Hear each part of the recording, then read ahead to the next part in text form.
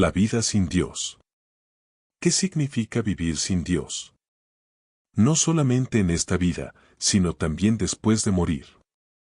Porque qué tragedia y qué terrible es para muchos de ustedes que nos escuchan, que en esta vida tan corta que tenemos, te resististe a la luz, rechazaste la verdad. Y todavía después cuando tú mueras, no te imaginas el susto que te vas a llevar, porque la Biblia habla claramente de un infierno. Veamos en primer lugar, que esta corta vida es verdaderamente una tragedia, porque llevará inevitablemente a una persona sin Dios, a tener estos 5 puntos que vamos a desarrollar. Pero antes de entrar en materia, quiero tener como una base, Mateo 11 versículo 27, las palabras de Jesucristo, dice así Jesús, pongamos muchísima atención. Todas las cosas me fueron entregadas por mi Padre, y nadie conoce al Hijo sino el Padre, ni el Padre conoce a alguno sino el Hijo, y a aquel a quien el Hijo lo quiera revelar. Damas y caballeros. Nadie puede conocer a Dios si antes no conoció a Jesús. Esto es importantísimo, porque el ser humano ha desarrollado por la ignorancia que existe de las Sagradas Escrituras, la meditación trascendental, el budismo y la ignorancia de ciertas religiones, y piensan: quiero llegar a Dios. O a través de viajes psicodélicos, o a través de drogas alucinógenas, o a través de diferentes medios, o a través de santos, y la Biblia es clarísima. Dios manda al mundo a su Hijo Jesucristo para que Él sea el que nos conecte con el Padre. Así que en esta vida, tú tienes que conocer a Jesús el Hijo de Dios. Si tú me dices, creo en Dios y no crees en Jesucristo, es una imposibilidad, es una aberración teológica. Es imposible conocer a Dios sin conocer a Jesús, porque es Jesús el que vino a reflejar al Padre. Entonces, cuando tú rechazas a Jesús, en primer lugar, vendrá el humanismo a tu vida. Vamos a explicar esto. Dentro de las filosofías, el humanismo es diferente al humanitarismo. El humanismo es la filosofía que percibe el mundo como el hombre. Es la filosofía actualmente del Foro Económico Mundial.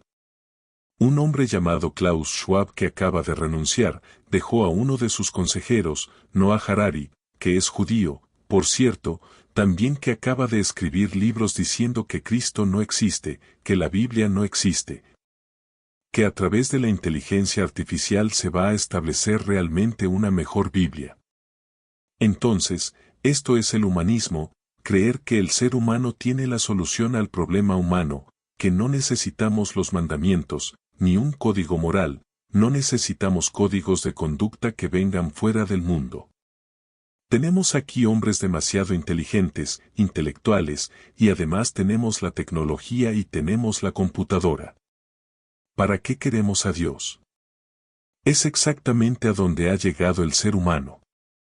Esto produce desde luego el comunismo, el darwinismo, el hedonismo, y todos los ismos que hay. Son filosofías que nacen precisamente del humanismo, como en el pasado reciente con la dialéctica materialista marxista hegeliana, con la que se creía que esto era realmente lo que el mundo necesitaba. El problema son las luchas de clases, y si el proletariado derrumba a la burguesía, entonces va a haber una equidad, una igualdad económica, y ese es el problema del ser humano comunista. Pensar que los ricos y los capitalistas le quitan el dinero a los pobres. En aquel tiempo, para ser comunista necesitabas en primer lugar, ser ateo, es decir, tú no podías ser comunista si no eras ateo, porque el comunismo es ateo de fundamento. Número 2. Tenías que ser humanista, tenías que creer que realmente Marx, Hegel, Lenin, o los posteriores hombres, que fueron un fracaso en el siglo pasado, tenían la solución para el problema del ser humano. Tenías que ser también darwinianista. Tenías que creer que venimos del mono, donde el ser humano y el mono comparten un ancestro primate común, que somos el producto completamente de los animales. Y cuando entre 1953 y 1954 se descubre el ADN, que fue un trabajo conjunto entre James Watson y Francis Crick. La estructura de doble hélice, que revelaron en 1953, que se basó en el trabajo previo de Rosalind Franklin y Maurice Wilkins. Gracias a este descubrimiento, cae completamente la mentira y el fraude más grande del siglo XX, la teoría de la evolución. Gloria a Dios. Ahora la teoría de la evolución es imposible sostenerla. Asimismo como el ateísmo filosófica y científicamente, porque el ADN echa abajo totalmente la teoría de la evolución. Todas estas cosas que están pasando en el mundo, de qué forma el ser humano está tan desviado por las filosofías humanas. Entonces tenemos así a Carlos Marx, a Sigmund Freud, Friedrich Nietzsche, Bertrand Russell, Jean-Paul Sartre, el padre del ateísmo en los años 60 y del existencialismo, a Carl Sagan el astrónomo que murió ateo, a Richard Dawkins y todos estos hombres que en el siglo XX fueron ensoberbecidos por el conocimiento humano y llegaron a sacar a Dios de la ecuación, y a atreverse a creer que el ser humano es capaz de resolver los problemas que van más allá de nuestra capacidad para resolverlos. En el segundo lugar, una vida sin Dios te lleva a una vida sin propósito ni significado alguno. Es imposible sostener el ateísmo filosóficamente por la siguiente razón. Ejemplifiquemos. En una conversación con un ateo o atea, si se le pregunta a alguien ateo, por ejemplo, ¿usted no cree en nada? Su respuesta será: no, yo no creo en nada. Muy bien, ¿tiene usted alguna regla moral?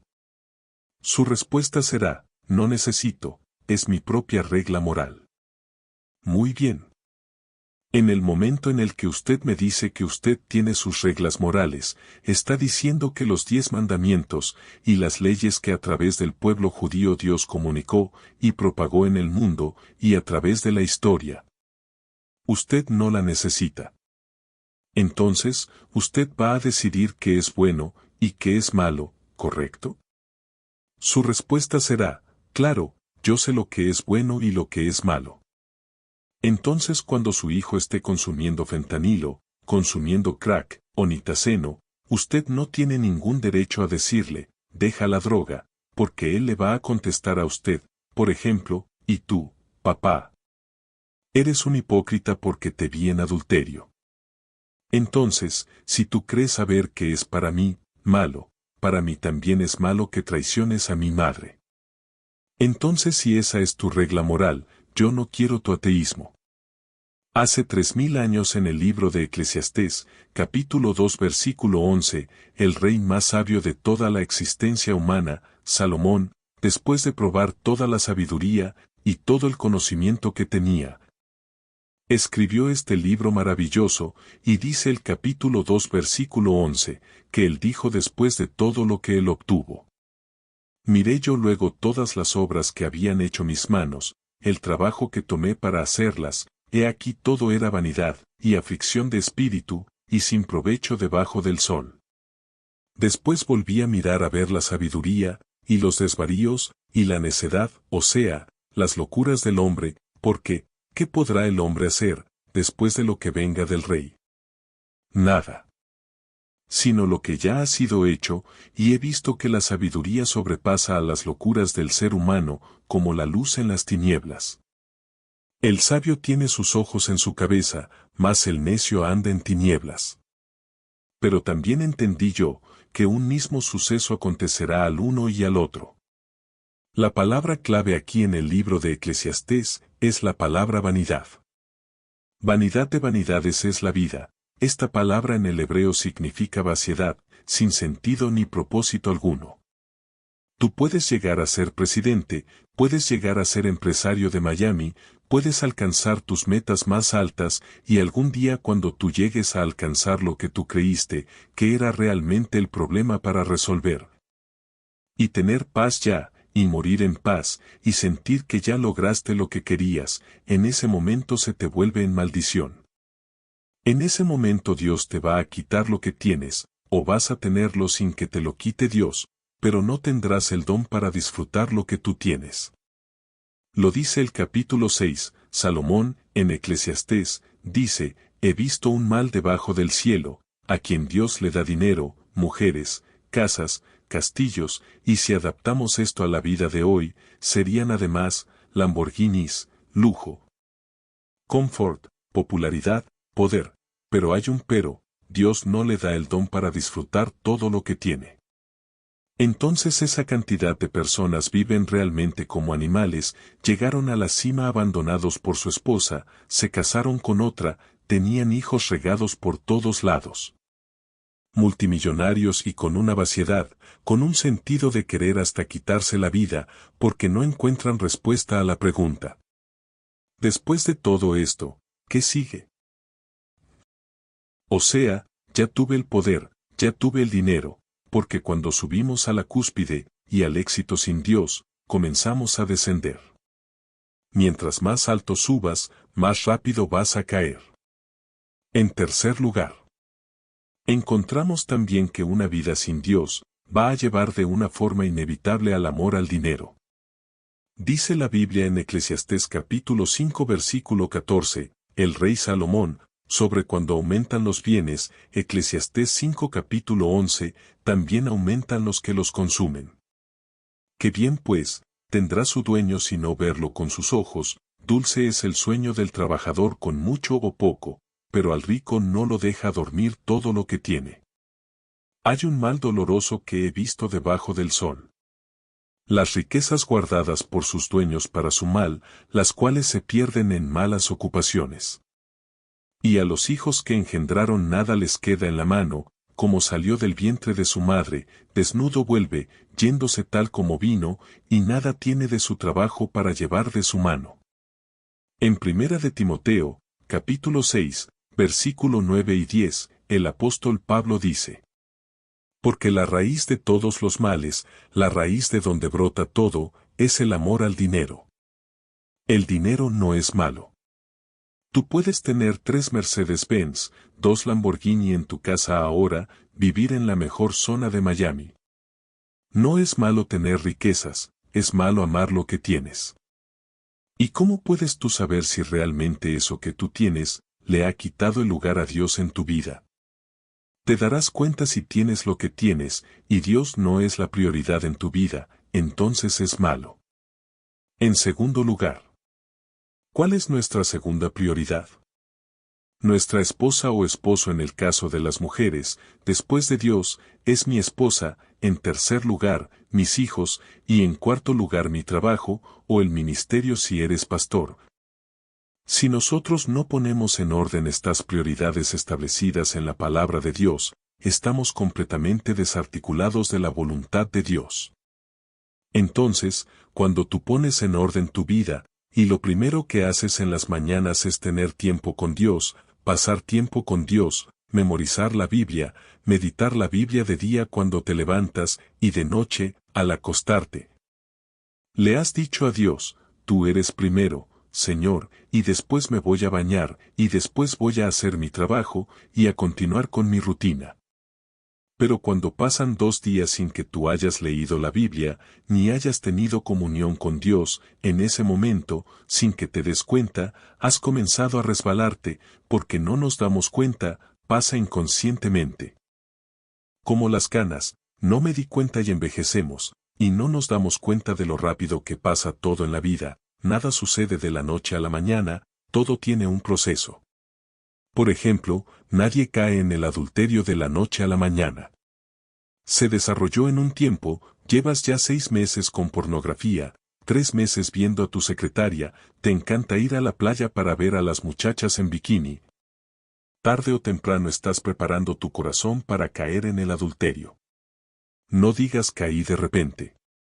Entonces así sucede todo en la vida. Cuando tú no pones en primer lugar a Dios, vas a acabar amando el dinero, y te vas a volver una persona avara, te vas a volver una persona egoísta, porque en tu realidad sentirás: solamente soy yo, centrado en sí mismo, que es el principal deterioro del carácter humano. Segunda de Timoteo capítulo 3, hombres amadores de sí mismos, que solamente se preocupan en ellos, y en nadie más. En cuarto lugar, caerás en la inmoralidad, dice Romanos capítulo 1 que este es, precisamente, el problema que estamos viendo actualmente en la sociedad. En el versículo 23. Cambiaron la gloria de Dios incorruptible, en semejanza de imagen de hombre corruptible, de aves, cuadrúpedos y reptiles. Por lo cual Dios, esto es importantísimo. Dios los entregó, Dios los empujó a la inmundicia, en concupiscencias de sus corazones, de modo que deshonraron entre sí sus cuerpos, que resumiendo es, hombre con hombre, mujer con mujer, y finalmente, versículo 28.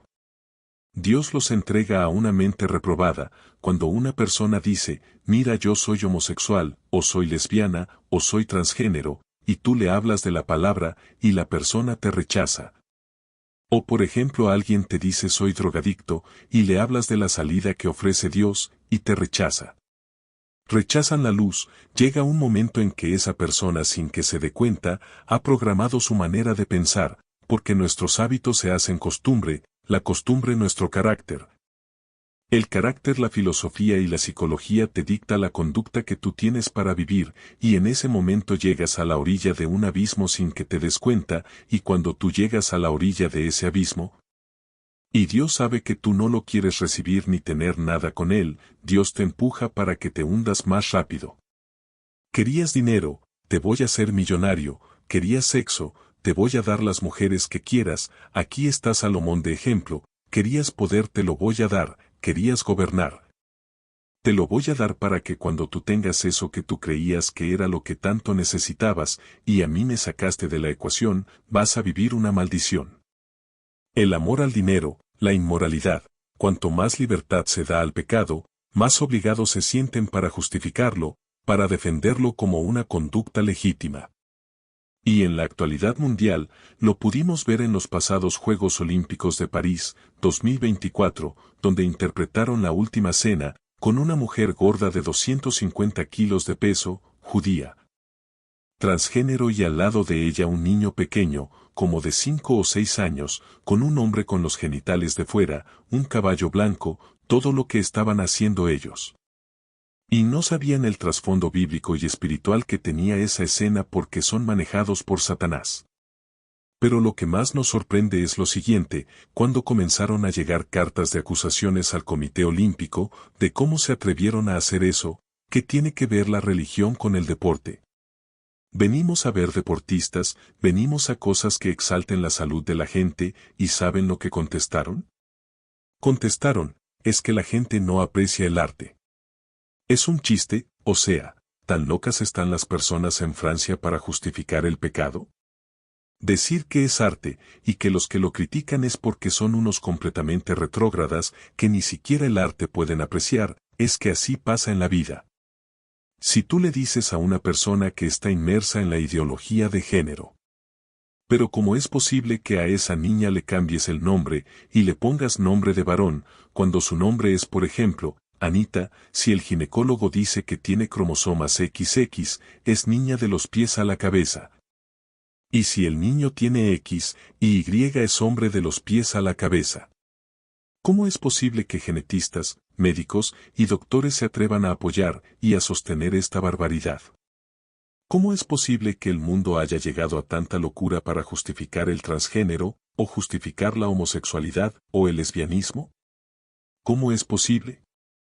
Este es el mundo que vivimos, un mundo completamente desarticulado, un mundo de psicópatas, y finalmente, una vida sin Dios, te va a llevar a la desesperación y a la destrucción, una vida sin Dios te va a llevar al humanismo, te va a llevar a una vida sin sentido ni propósito, te va a llevar al amor al dinero.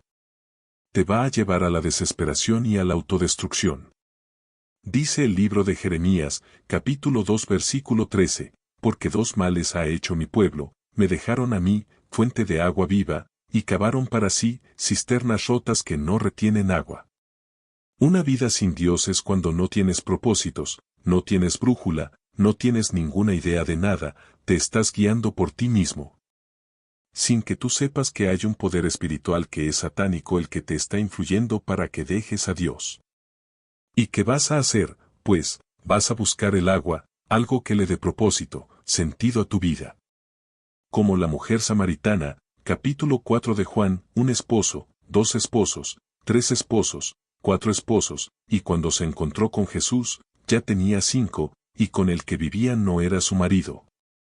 En concubinato acabó viviendo, una mujer como hay millones de mujeres que creen que el hombre que tienen que buscar las tiene que hacer feliz, y piensan, este no me hizo feliz, este tampoco me hizo feliz. Y la verdad es que no vas a encontrar a nadie que te haga feliz, la felicidad viene de arriba. Elizabeth Taylor tuvo 9 esposos, ninguno era suficiente para ella, la mujer más bella del mundo en el siglo pasado, 9 esposos. Los hombres también se comportan iguales, dicen, es que esta compañera no me sirve para nada, y hay muchachas más jóvenes, y brinca el salto como chapulín por esa mujer. Y te vas a encontrar con que el segundo divorcio va a ser peor, y el tercero peor, y el cuarto vas a descubrir que no hay mujer que te vaya a satisfacer. Porque alguien coherente dice, yo no me casé para que me hicieran feliz, el secreto del matrimonio es buscar hacer feliz a la otra persona, lo que es contrario al ego que todos tenemos, todos buscamos, dame, dame, dame. Sírveme, sírveme, sírveme, mi comida preparada y mi ropa limpia, ya los quiero, ahorita, ya, a las 7 de la mañana. Eso es maltratar a tu esposa, y es el fracaso del matrimonio, no entendemos que el matrimonio es el gimnasio de Dios, ahí nos entrenamos, aprendemos a humillarnos, amen a sus esposas maridos. Como Dios los amó a ustedes en la cruz, y Jesús no vino a ser servido, nos vino a servir, el que cree en Jesús sigue sus pisadas.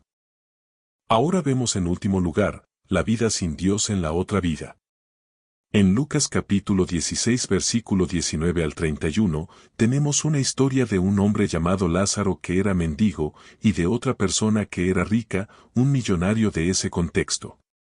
Muchos han confundido este pasaje con una parábola, pero una parábola no tiene nombres propios, entonces esto es una historia real, contada por Jesucristo, y resumiendo rápidamente, murieron los dos.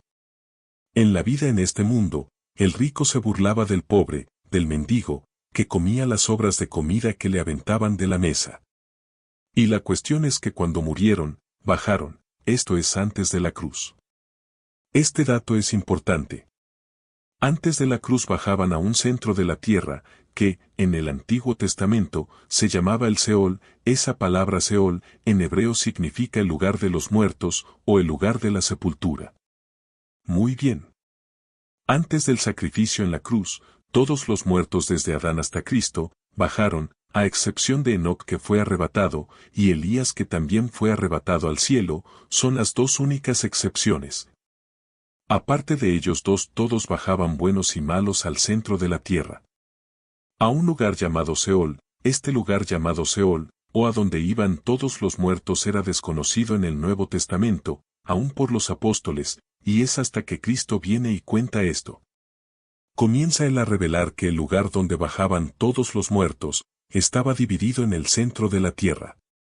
De un lado estaban lo que se llama en el Gehenna, que en el griego significa el infierno, y del otro lado, estaba el seno de Abraham, o el paraíso. La pregunta clave es, ¿por qué los justos no entraban directamente al cielo? La respuesta está en que aún no habían sido perfeccionados, porque el sacrificio de Cristo todavía no se había cumplido. Solo la sangre del Cordero de Dios, Jesucristo, podía limpiar completamente y abrir la puerta del cielo. Entonces, al ladrón crucificado junto a la cruz del Señor Jesucristo, antes de morir. ¿Qué le dijo Jesús? ¿Estarás conmigo en el cielo? No, porque no podía nadie subir al cielo antes de Cristo. Le dijo, hoy estarás conmigo en el paraíso. Entonces el ladrón junto a la cruz, cuando Jesús bajó al centro de la tierra, no bajó al lado del infierno, porque creyó, y fue salvo, porque cuando él dijo, teletestai, consumado es, y la frase consumado es. En griego se pronuncia teletestai, no había nada que se le agregue a la muerte de Cristo, no hay nada que se le pueda agregar, él fue completamente consumado, fue un sacrificio expiatorio, reconciliatorio, vicario. En lugar de nosotros, ya no hay nada en el seno de Abraham. Porque hay una teoría de que bajó al infierno, esto es una barbaridad. Él no tenía que sufrir porque toda la ira de Dios la sufrió en la cruz Dios descarga la ira sobre el Hijo, él recibe la ira, y por eso gritó, ¿por qué me has desamparado, Señor? Porque en ese momento, Dios se separa del Hijo, porque Dios no puede estar con el pecado, el Padre y el Hijo en su humanidad, se lleva tu pecado y mi pecado. No tenía que ir al infierno, porque los que están en el infierno sufren, entonces decir que fue al infierno es minorizar o debilitar completamente la obra expiatoria de Cristo en la cruz. Entonces baja Cristo, y a los que estaban en el seno de Abraham los recoge, y se los lleva con él, al cielo, y desde la cruz hasta nuestros días, si tú te mueres hoy en la noche. O todos los que han muerto desde Pentecostés hasta nuestros días, se van inmediatamente al cielo, siempre y cuando aceptes a Jesucristo como tu único Señor y Salvador y te arrepientas de tus pecados. Y reconozcas este gran sacrificio en la cruz y su resurrección. Pero veamos a continuación lo más importante, en el capítulo 16 de Lucas, versículo 23 dice la Biblia, y en el Hades o en el Hades que es la palabra Gehenna, que es en el infierno. Alzó el rico sus ojos estando en tormentos y vio de lejos a Abraham y a Lázaro en su seno. Esto es importante. En la otra vida vamos a continuar viendo. Pregunta, ¿cuándo esta persona murió, acaso los gusanos no le comieron sus ojos? ¿Acaso cuando te mueres no te comen el cerebro los gusanos, o te quemaron, o de la forma como hayas muerto, o lo que sea, somos desechos? ¿Cómo es posible que en la otra vida sigamos teniendo vista? Estos sentidos espirituales son despertados cuando nacemos de nuevo. 1 Corintios 2 al 9, cosas que ojos no han visto, ni oídos han oído, son las que Dios tiene preparadas para los que le aman. Entonces la vista física está adherida al cerebro, pero cuando tú naces de nuevo y recibes al Espíritu Santo, abres tus ojos a la Biblia y ves la parte espiritual que un ser humano sin el Espíritu Santo no puede ver. Las personas ateas chocan contra la Biblia, dicen de ella, esto es una contradicción, pura sangre y puras guerras, porque no entienden viendo con los ojos físicos el significado espiritual. Porque hasta que recibes a Cristo se te despiertan los ojos espirituales. Tenemos dos tipos de ojos, los físicos y los espirituales, y en la otra vida lo único que nos van a quedar van a ser los ojos espirituales, por eso vemos que las personas aún en el infierno tenían visión. Nada más porque en la vida no quisieron ver a Jesús, por eso ahora lo único que están viendo es a otra persona que los está atormentando. Versículo 24. Entonces el rico, dando voces en el infierno, esto quiere decir que vas a seguir hablando, y va a continuar transmitiéndose el sonido en el infierno, dando voces el rico dijo, Padre Abraham, demasiado tarde se dio cuenta. Ten misericordia de mí, y envía a Lázaro para que moje la punta de su dedo en agua y refresque mi lengua. En el infierno vemos también que van a continuar comunicándose con Dios, y el principal objetivo de los demonios es atormentarnos. Estando en tormento, en Apocalipsis 9 dice la Biblia, que en una de las trompetas, los demonios van a ser sacados del abismo, y van a atormentar a los seres humanos, ahora, en la actualidad, hoy, lo que te atormenta. Lo que no te deja dormir, los intentos de suicidio, la depresión que estás atravesando, la angustia que estás atravesando, el estrés que no te lo puedes quitar, es obra sobrenatural de espíritus que están operando en tu mente. Porque el objetivo principal satánico es atormentarnos. Impedir que tengamos paz y que disfrutemos de la vida. En ese versículo más adelante, dice el rico, tengo sed, esa sed es porque no quisieron el agua de la vida, pero ahora en el infierno tienen sed, pero sed física. Jesús dijo, cualquiera que saque agua de este pozo, volverá a tener sed. Cualquiera que crea que las mujeres, que el dinero, que el poder, que la gloria, el mundo van a satisfacer, se va a quedar con sed. Yo vengo a satisfacer tu sed, y en el infierno podrán experimentar una sed que no quisieron que sea apagada mientras vivían. Y versículo 25, lo más importante, y además dice este versículo, había una cima entre nosotros de manera que los que estaban aquí, no podían pasar al otro lado. Y cuando el rico que estaba en el infierno le dijo a Abraham, dile a mi padre te ruego que le envíes, que envíes a casa de mi padre, porque tengo hermanos, que no vengan a este lugar de tormento, o sea, Tienen conciencia en el infierno de sus familiares, de sus hermanos que viven todavía y que no se han convertido o si lo han hecho, y que ya no van a pasar igual el tormento como tú, si te vas al infierno y te mueres en esta noche. Y vean lo que Abraham le dice, a Moisés tienen, y a los profetas. O sea, si en esta vida tú no aceptas a Cristo no hay segundas oportunidades, el día que tú mueras se acabó para toda la eternidad.